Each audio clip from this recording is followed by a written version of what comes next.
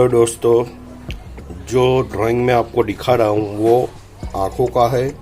यहाँ पे बहुत सारी आँखें बनाई गई है और उसी आँखों को मैं भी ड्राइंग करने वाला हूँ।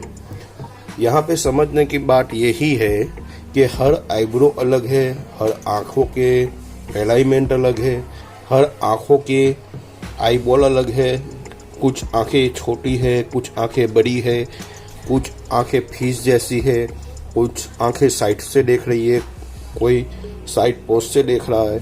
तो यही सब चीज़ें यहाँ ड्राइंग में बताई गई है। तो जब भी हम कोई अलाइनमेंट या एनाटॉमी के बारे में ड्राइंग तैयार करते हैं तो बहुत सारी प्रैक्टिस की ज़रूरत होती है। तो मैंने एक बुक का सहारा लिया है और उसी बुक में से बहुत सारी आंखें यहाँ पे दी गई है। तो यही आंखें मैं आज ड्राइंग करके बताने वाला हूँ। तो मेरे पूरे वीडियो को एंजॉय करिएगा और किस तरह से मैं ड्राइंग कर रहा हूँ वो ज़रूर देखिएगा।